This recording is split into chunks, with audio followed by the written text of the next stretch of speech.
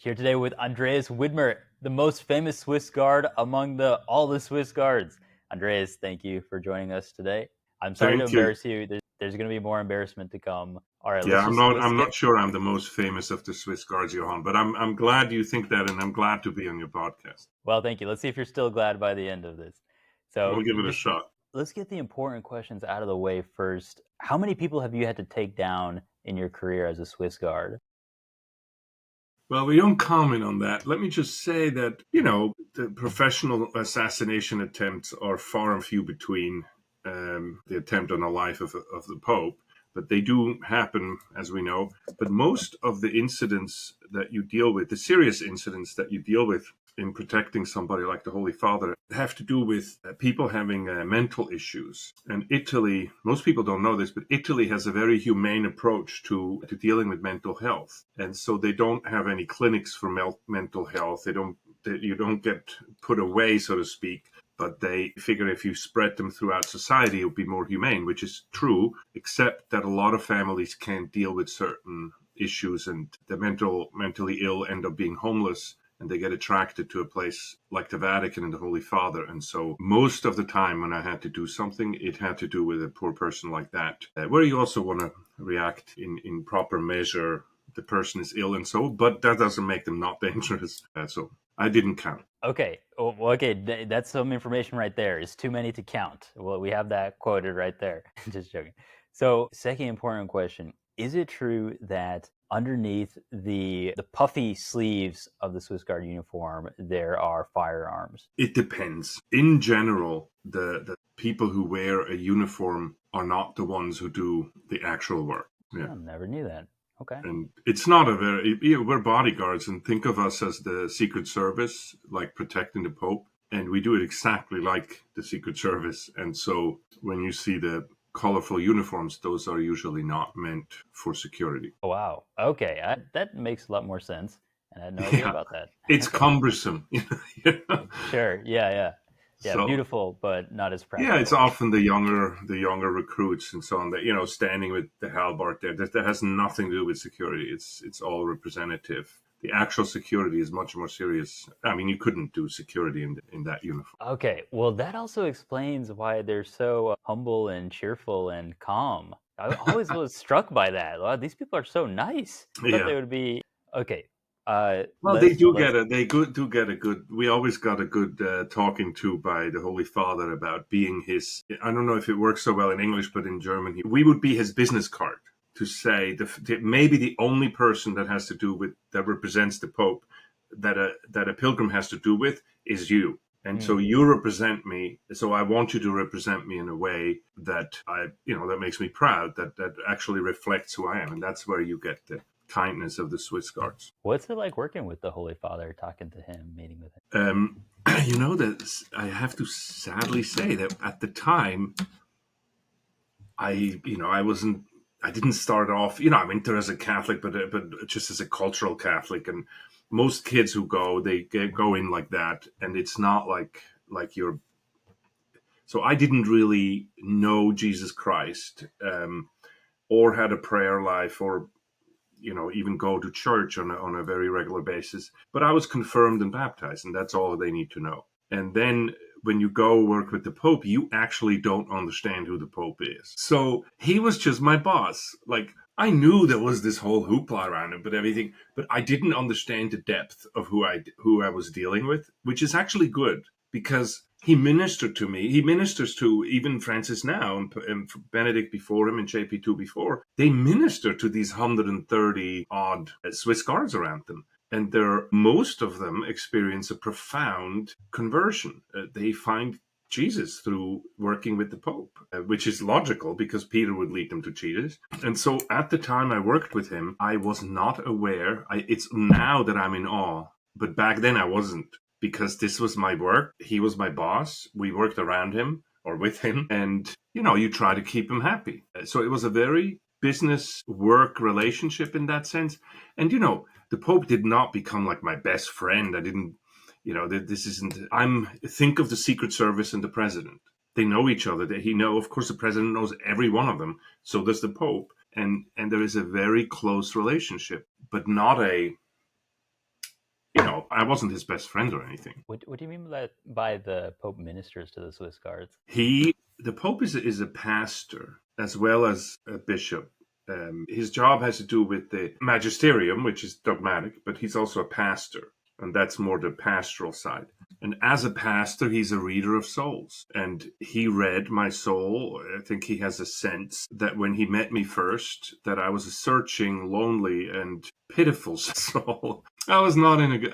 I was one of these kids that was a tough kid. I'm 6'9". I'm the youngest of four brothers of six, but we were four boys and two girls, and I'm the youngest of four brothers. I can fight. Okay, I will not stop the fight. I excelled in the military. I'd excelled at sports, but not so much on education. And if you look at me the wrong way, I was all over you. Like, because what I understand now is that somebody like that went through a lot of rejection and feeling inferior, and they reject you before you have a chance to reject them. And that's what I was. John Paul II saw right through that and met me with, in a sense, tenderness and security of giving me complete acceptance right away. Right, the first time we met, he just completely accepts me, telling me that he's glad that I work with him.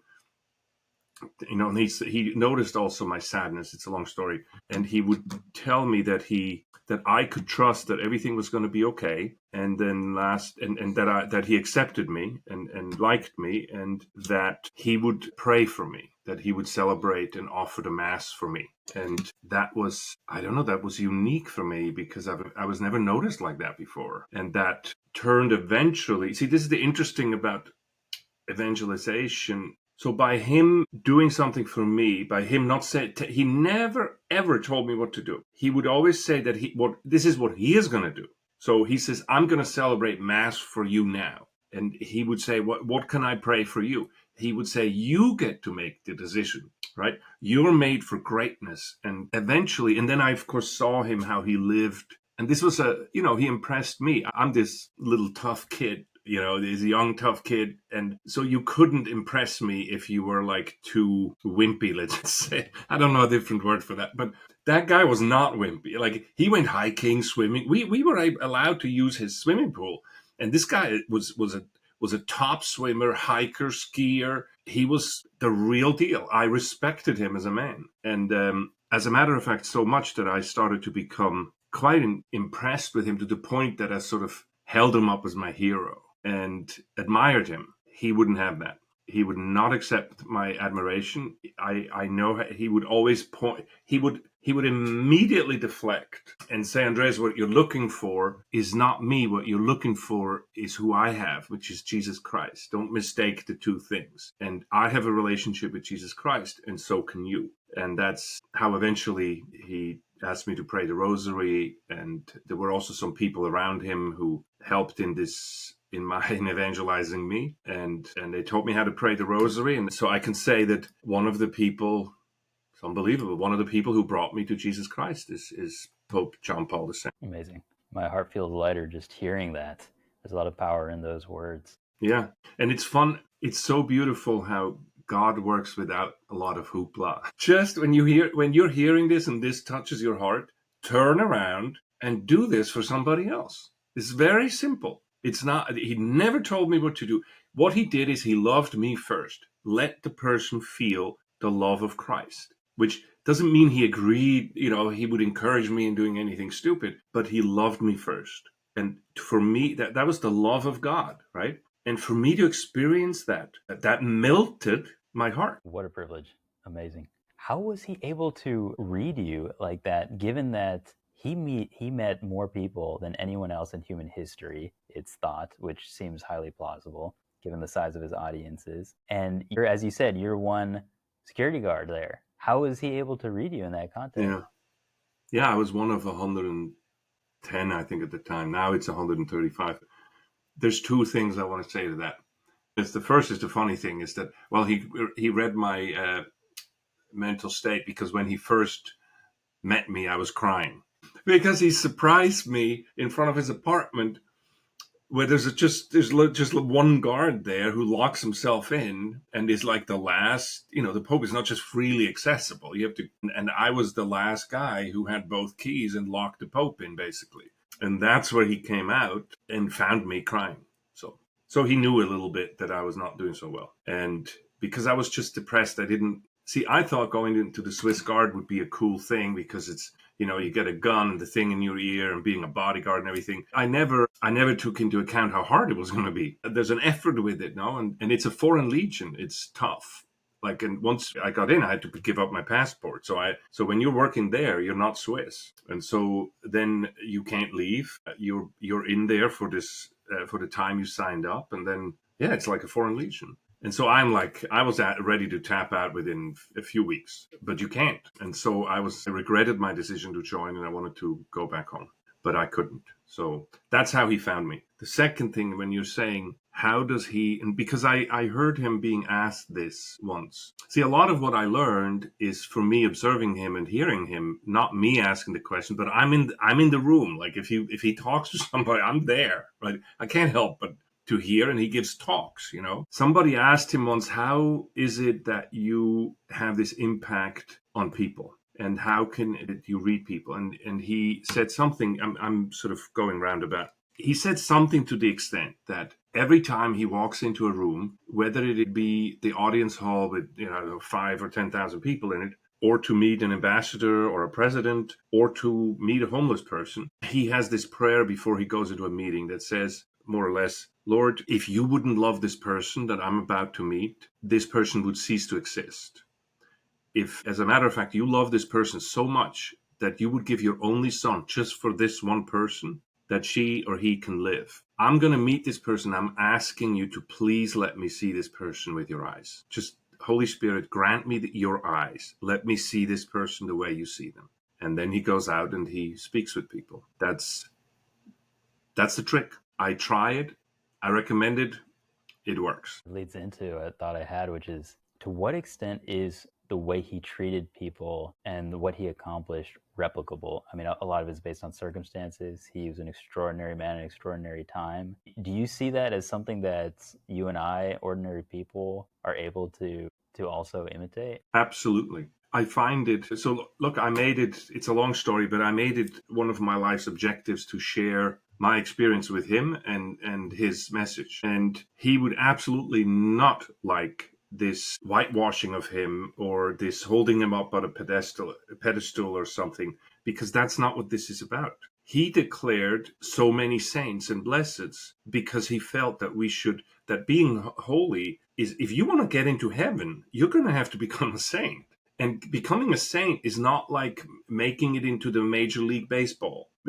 Because that's not normal human beings. These are people who do something is the cream of the crop. Becoming a saint is what we're made to do. So it's not as difficult as people think it is. And he wanted to show the achievability of this. And you can do this in all kinds of circumstances. Yes, he was in a very particular circumstance, but he never turned into this impersonal sort of leader of the masses. He remained a one-on-one person with the dignity of the human person. And it doesn't matter. And I can tell you for a fact that it didn't matter who he was talking with. He treated everybody the same, and he talked with everybody the same. I was there when General Jaruzelski visited him, who was like his nemesis in terms of Poland. I was there when Ronald Reagan visited him. I was there I've seen all these people visit him. And I was there when homeless people visited him and gypsies. And he treated and talked with everybody the same way.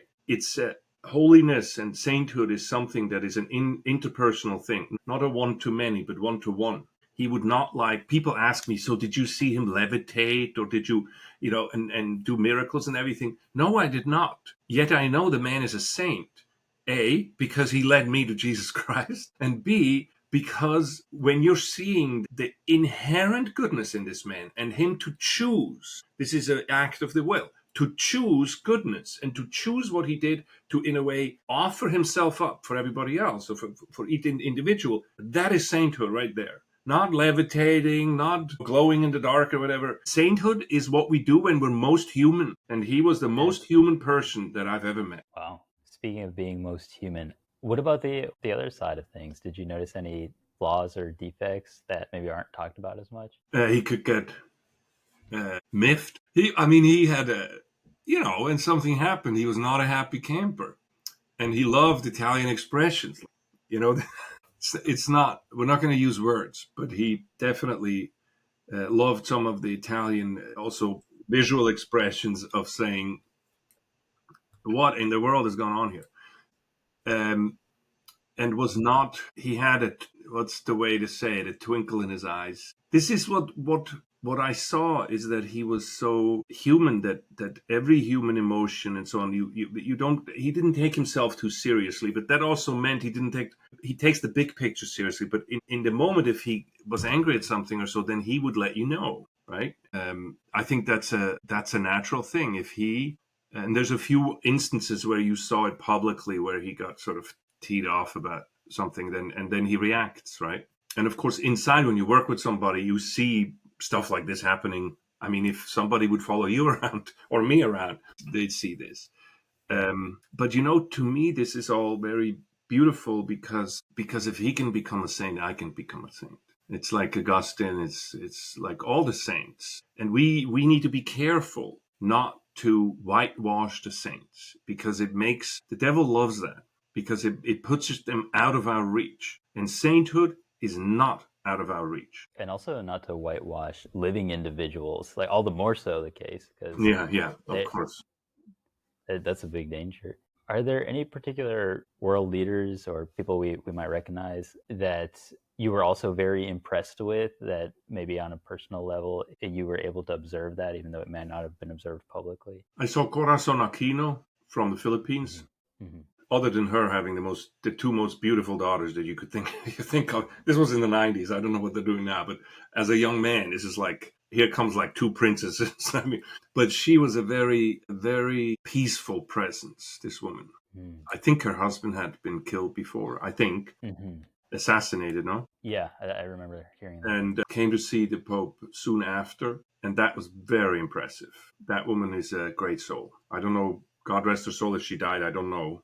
But I always knew that she impressed me. I saw Mobutu Sese Seko came and visited, and it's just certifiably crazy.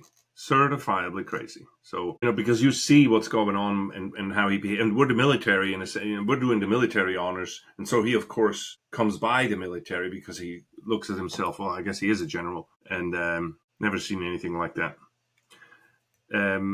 Reagan was there, and Nancy Reagan, and they were wonderful. Miss Reagan fell down the stairs right next to me because she missed a step, and I was in attention. But there's pictures of this and so on, and they actually ended up sending me a personal note afterwards. This is just, how people pay attention to like little things. That's always a good sign. But I wrote this book, The Pope and the CEO, and in it you can read a lot of anecdotes. I sort of use the anecdotes to make the bigger point about how to be a Catholic in business. But in it, I write a lot of different stories of things that happened.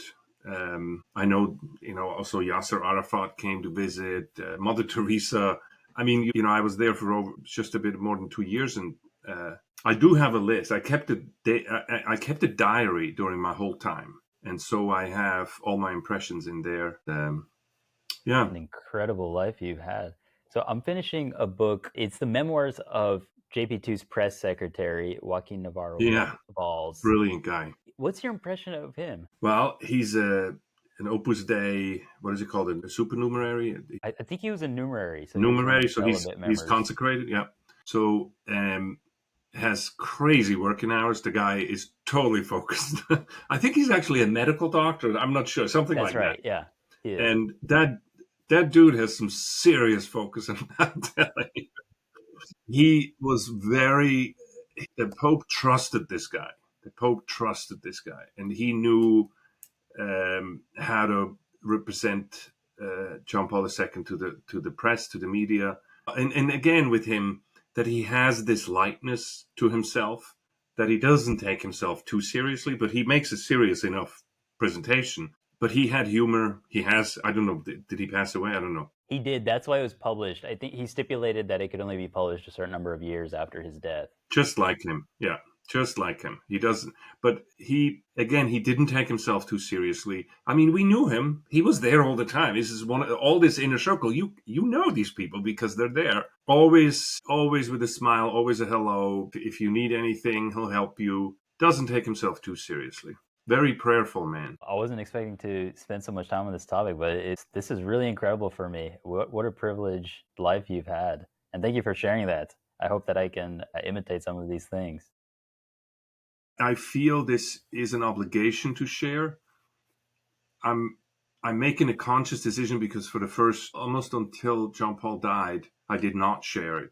And I feel I had a spiritual experience when he passed away, long story, and I feel called that I have to share it. And I'm making it, so I'm so happy with it that this all happened to me, that my thanks back to God is that I share it with everybody I meet. And so I'm like a broken record. I will not stop talking. It reminds me of something Pope Francis said a few years ago, that when God gives us graces, like we have I don't know if he expressed it like this, but basically we have an obligation to communicate that. I very much feel like that. Very much. Well, I totally understand if you don't want to talk about this. We can switch topics, but you mentioned the spiritual experience. Is there any light that you want to shed on that? How do you mean, with there, or just in general, or discerning, or what? You had mentioned, I think it was after he died, it sounded like you had a greater spiritual experience. Yeah, it's difficult to tell you this in a nutshell. Let me try. I came to America and I became very successful in business. I was able to help in two really big startups, Dragon Systems, which invented speech recognition, and FTP, which brought the internet to the PC, really big things. Wow. And so I really lived the American dream, but then at the end, something happened and somebody cheated, basic fraud. And I totally had to face, like, is this system good or bad or so? And I started to go back to ask, both on the business side, if I'm making a strategy mistake, and on the faith side, can I even be a Catholic capitalist, so to speak? And I started to study JP2 and study business more. And eventually I came up with this. Well, during this whole time, then we also found that we adopted a baby, and Michelle and I, and then we lost the baby. And it was just like we were in this crater of, one of the companies I was running just went totally sideways and everything. And I happened to be go on a business trip. My wife was in the hospital and everything, and we had this 6 months old, and there was, I couldn't just go anywhere, but my company was in danger. And so my mother-in-law said, look, I'm going to just give me a little time. I'll come and I'll take care of everything. And the first day I could leave, because my mother-in-law took care of my wife and my baby boy, I left, and it was April 2nd, and I was going to Afghanistan because our company had an office in Afghanistan. And I land in London in the evening, and John Paul died. Right when I was there. And I'm like, okay, I understand. I couldn't have told my wife, hey, my spiritual father died. I gotta leave now. But I changed my flight, and I went to I went to the Vatican instead. And, everything gets shut down when the Pope dies. Theoretically, even our privileges, which I have certain privileges to access and to get into the Vatican and so on. But a friend of mine was I know all the guards, but one of my friends who was an officer said, look, if you really want to go say goodbye to him, then I do the rounds right now. Just come along with me. And so he brought me up to where John Paul was being prepared, embalmed, sort of. And there's a million people outside waiting until, that was on Sunday. He died on Saturday. And it was on Sunday afternoon. And I walk in the room, and there he is. And there's a few people only, and I could kneel down in front of him. And I just totally lost it and just cried and said, Lord, why me? Why you? It's like the man of the century. Why me? Right. So on one of the few times I got a quick answer, and the quick answer was, you're welcome. And I'm like, oh, of course. And so I turned my prayer into praise and said, thank you, Lord. This is the privilege for me, and this and that. And then I got the intuition that said, so what are you, or did you do with this gift? And the answer to that is nothing. Actually, I impressed my mother-in-law. When I wanted to marry her daughter, my mother-in-law is Mexican, and I introduced her to the Pope, and that was it. I got the okay. So I used it for selfish reasons, right? And on my wife's birthday, we would go on her 30th birthday. We would go to see him. But as far as work or evangelizing or anything, I didn't really do anything. And I was kneeling there and saying, Lord, nobody will ever meet me again without hearing this. And then, of course, then I got back and I basically lost my job because my board basically fired me because they're saying, what did you do? You're supposed to go save the company. You go to Hugh's funeral? And I'm like, sorry, guys, I got fired. Yeah, I got fired. But then that changed, that changed the trajectory of my life. And it ended up being a blessing, of course, like it always is with God, that my life changed into this trajectory over here. But I again walked away because I'm tough. Like God has to hit me with a 2x4. I'm not Teresa of Lisieux. Okay, I don't pick up on little things. So I go back home and I get into this whole thing of losing the job. And I'm like, well, I'm the provider of the family. I have to do something. And I go and hustle and try to get my next job and everything. And in the meantime, of course, I'm like, yeah, whatever. I said that, but I'm going to. And the friend of mine forced me basically to go to a retreat with him. And I dragged my feet. I was even an hour late. And as I walk into the chapel, I don't kid you, I walk into that chapel. And, it was one of these retreats where the priest has a little table in the front and he gives a lesson. Mm-hmm. I'm telling you, as I walk into the church, he says, and of course, today is the first anniversary of John Paul's death. And I'm like, okay, Lord, you got me there. Guilty as charged. I will do. And that's the night I started to write The Pope and the CEO. And then once I published that, there was no going back. Wow. Well, I hope this message goes to many, many people. It's so inspiring, I have to say. He is Amazing. such a great intercessor. I can only encourage you. He's so happy to help. And maybe the story of helping me as just this kid, this, doesn't know what he wants kid, because he's in heaven now, he can do this for all of us. And so this kind of intervention, remember what he did for me, and the critical thing he did is he went to celebrate Mass. Well, he's at the Mass now. And so he's my favorite intercessor, and I recommend him to you. Ask him often, ask him a lot. Well, I'm speechless. I don't have words to really add to that. Let me just ask you, what are the projects you're excited about now? Yeah, so I teach business school, and my shtick is I apply the theology of the body to entrepreneurship and business. And that has many incarnations. The core of it, I put into a video called The Gospel of Work, which is an 8-part video that is available freely online at the website called Sioka Center, I think. But if you Google it, it's also on Forum and on some other platforms. And I want to impact. We have a high school program. It's all around that, the Gospel of Work, which is the theology of the body incorporated and applied into business, into a market-based competitive business idea, right? And so I'm teaching that with a core course at CUA. We developed a program for high schoolers to do this. And then this Gospel of the Work is starting to be a program for young professionals and not so young professionals to do this. Right now, I'm looking to expand this, and I'm trying to discern how is that best done, right? I'm working at a university. We're looking at, not all of this has to be degree based. I'm trying to discern how to best share this in an effective way. I do a lot of coaching of business leaders, CEOs, and so on to actually say, how do you apply this in your company, even if you have a secular company? How do you bring these values, this vision of the person into your business? I think it's very similar to what you're doing in your business, that you can actually bring two fields together, because the field of God applies to anywhere because God made everything. And so I do that in the business world. And it's funny to say that the most exciting thing right now is that I'm discerning.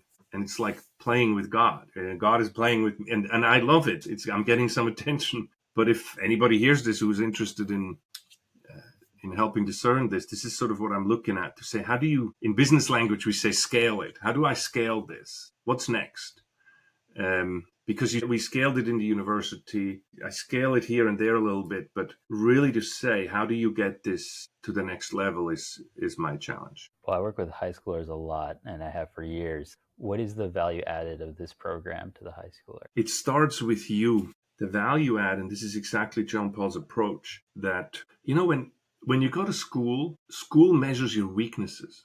This is why school was such a bad experience for me. I have ADHD and dyslexia, like heavy. I sucked at school. Sorry, can I say that on your podcast? Yeah, that's fine. Um, I've heard I, worse. Don't worry. I, Just don't use I, any of those Italian words.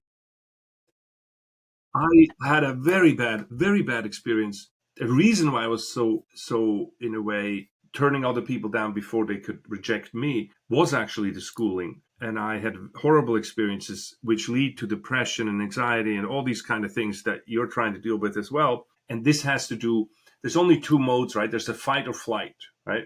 And if I measure you only by your weaknesses, which is what school does, then you have to do flight, because you know you're going to lose. But life is actually not like that. Life actually measures you by your strengths, because the success in your life comes from your strengths, not from your weaknesses. I want to say talents and non-talents is what the way I call it.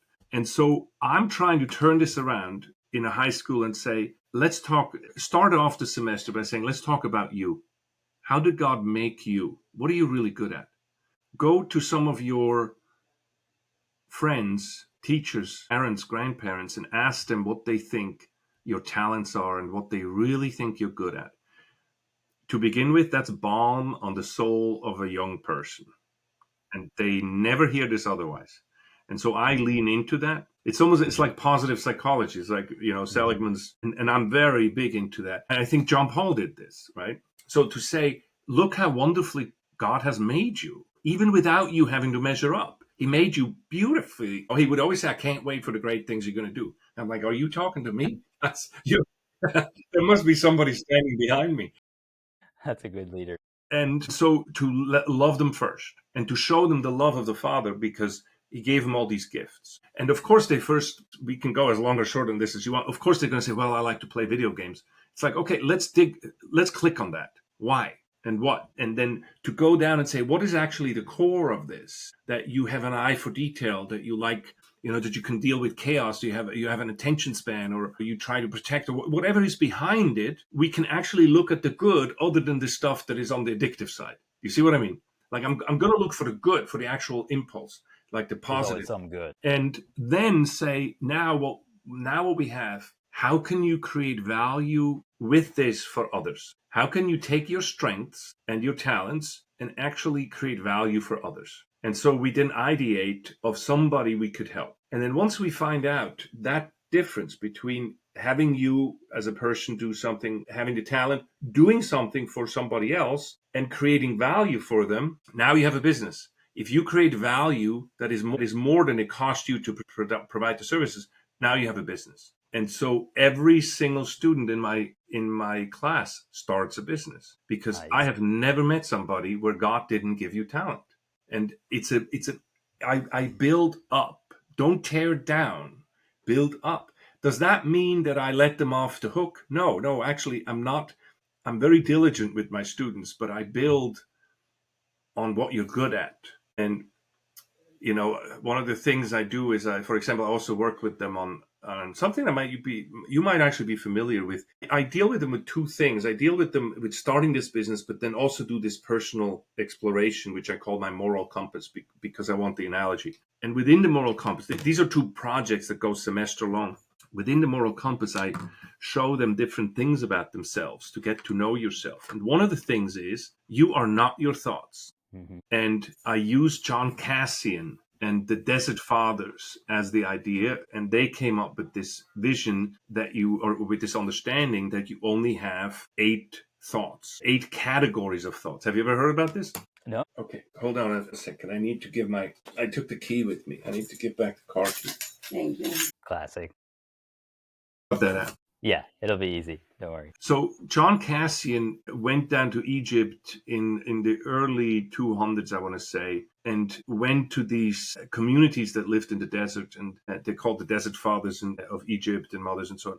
And he came back basically, and he was the first one to start a monastery like a Catholic monastery in Europe. In France, I think. These 8 thoughts, these are categories of 8 thoughts. Eventually, Pope Gregory turned this into the 7 deadly sins and the 7 heavenly virtues.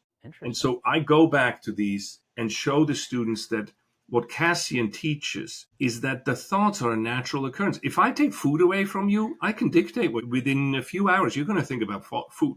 If I expose you to certain things, it's as natural as the leaves falling off a tree that you're going to see them blowing in front of you. But those are not your leaves. Your responsibility is not to have the thought or not. Your responsibility is to say which one do you want. Meaning, let the one go and which way you examine them, and you can then judge and say this I want, this I don't, and you can absolutely reject a thought.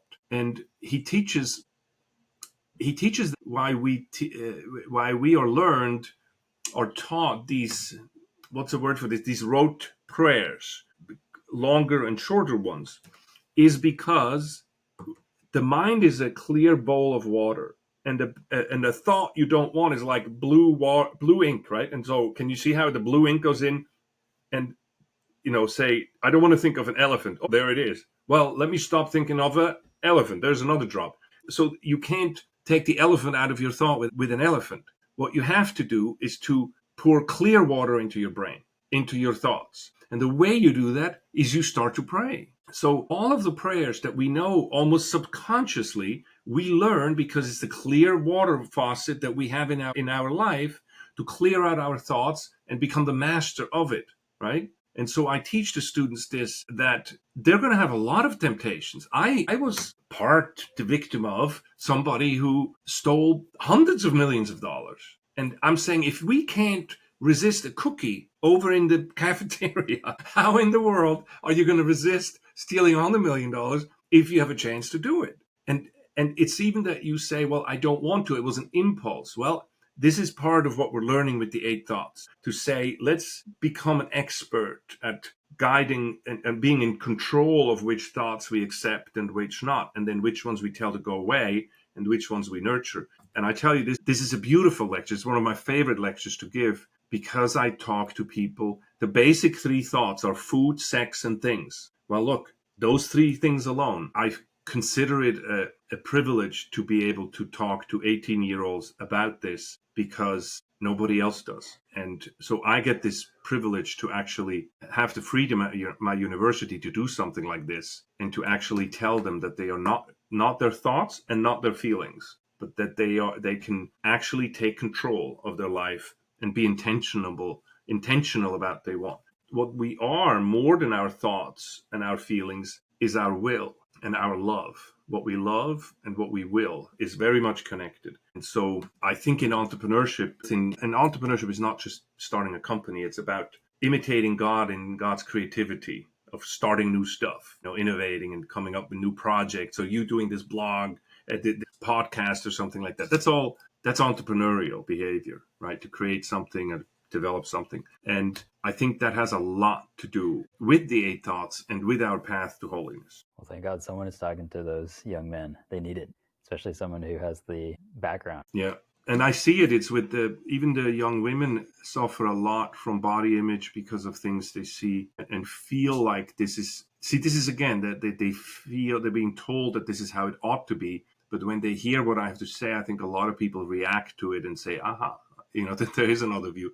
But there's also a lot of the thoughts of things, the food, sex, and things. So food is there somewhat, but the sex and the things are very predominant right now in our society, and they're oppressive. And on the things with Amazon and everything, there's a lot of people suffering that they're almost self-medicating with some of these behaviors, where they're not understanding what's at issue, and they're numbing themselves with these little, you would know better, what are they, adrenaline hits, or I don't know what they call them. Dopamine, like either flickering like that or buying something. And then, of course, pornography is the pandemic that nobody wants to talk about. That's right. And I think that I always tell them the sunlight is the enemy of the devil. And I mean sun as in Jesus, but it also works with actual sunlight.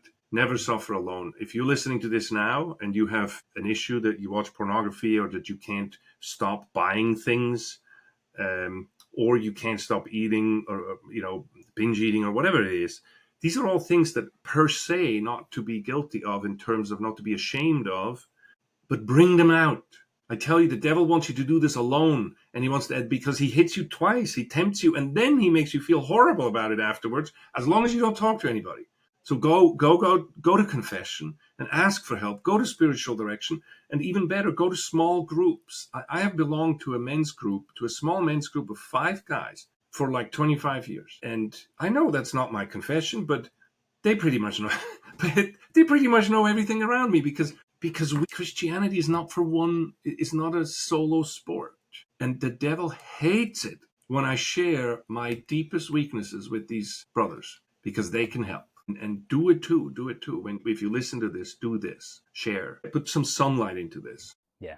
Because addictions, by their nature, they can't be solved individually because they deform our judgment. We don't have a clear view of reality. Yeah. Okay. Well, I like to always focus on the positive, though, because I think I've struggled with anxiety in my life. And I think anxiety is a fear of performance and a fear of negative things happening. And so I think it has to do with at least in my experience, the anxiety has to do with failing, with things not working out and so on, which is what you experience when you're being measured by your weaknesses or by your non-talents. If you are excelling with your gifts, you actually get excited and things work and you go in the zone of something. And so again, my instinct is always to work with the clear water rather than the blue ink. And so I think I would fight anxiety with excitement of saying, I get to, I talk to students about, I get to do this and I get to do that. And I get to sit in Widmer's class and do his crazy projects or whatever, and to turn it around, right? Turn it around and see just the privilege it is to be a creature of God. And that God wants to play with us in that sense, That is an excellent reframing anxiety as excitement, and there's research support for that. I think it's at Harvard Business School. Alison Wood Brooks, reappraising pre-performance anxiety as excitement. Arthur Brooks, yeah. It's a different one. Her name is Alison Wood Brooks, something like that. But she has research on that. Well, thank you for sharing, Andreas. So we have The Pope and the CEO. Sounds like an amazing book. And then your other initiatives, which I wish you all the best in the discernment of that.